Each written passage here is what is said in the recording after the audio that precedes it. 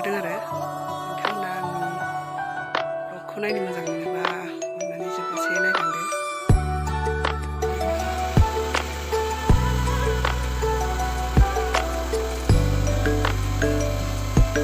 दिनै फुङावनो आङो जेन्थ'खा देदोंमोन आरो आंना माने खानाया दा साननैसो बिराद गग्रा जादों आरो मानि थाखाय जादोंथाय आं साननाय बादिबाथ' माइ गायनायफोराव अखा सान्दुं गोसा खानाय खाथुबबाय थानाय जायो नालाय बेनि थाखायनो गदों नामा बायदि मोनदों आरो आङो। ओमफ्राय खानाय गबाथाय माने आङो जेन्थ'खाखौनो देनानै फुनबाय थायो आरो बेलेग जिनिस इउस खालामा आङो। दा आं बेखौनो फुननो नागिरदों आरो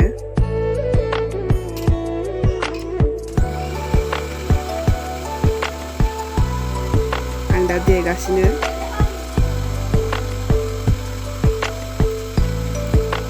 जाहां जाहां जाबायानो एरनबाय आङो दा बांद्राय मोजां गेब्लेनाय मोनासै आङो जायो थेवबो फुनजायो।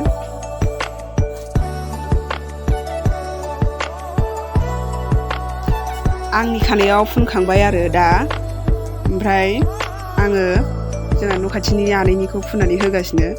बेनाबो गदों होननानै बुंदों। बियो फुनफेराखैनो आंखौ फुननाय नुनानै आं गगादों होनना बुंनायखाय गावहाबो फुननो होननानै आंजोंनो लोगोसे फुनफाबाय। दा फुनलायलायगासिनो दं जोङो। आंनिया जोबथ'बाय बिनिखौ आं फुनलायबाय।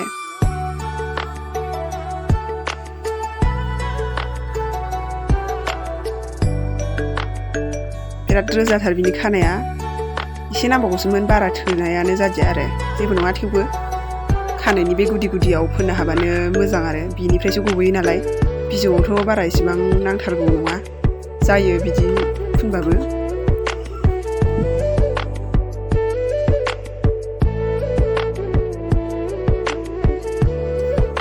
दा फुनखांहां जाबाय फुनखांबायानो आरो जोब्बाय।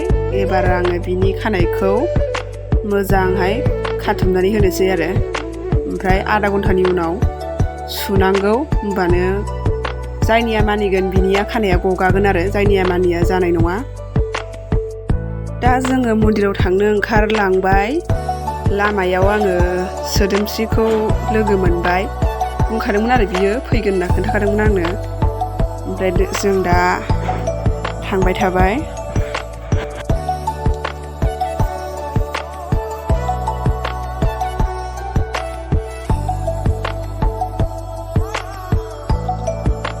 जों मोनथारसिगोन मन्दिरखौ ओइनो सोरबा फैबावदों आरोबाव।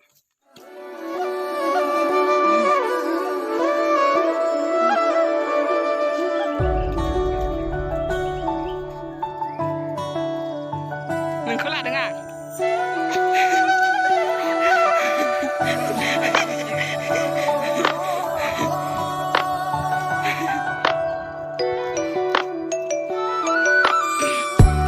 मन्दिर मोनफैबाय जोङो।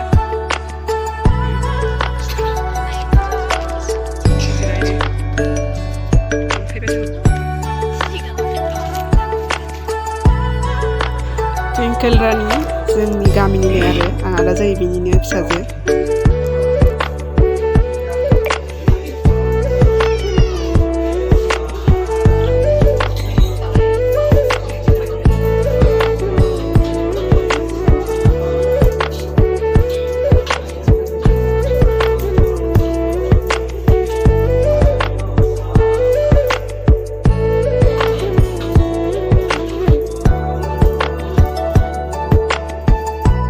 बिमाजों थांनो नागिरदों गथ'आ।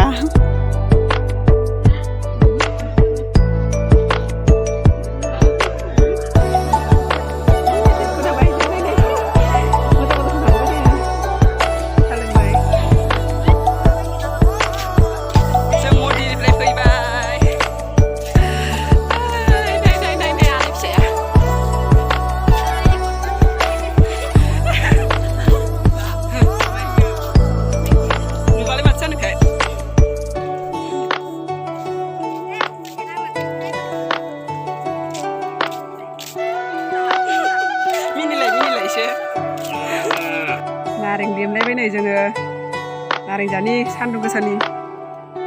नारें जारा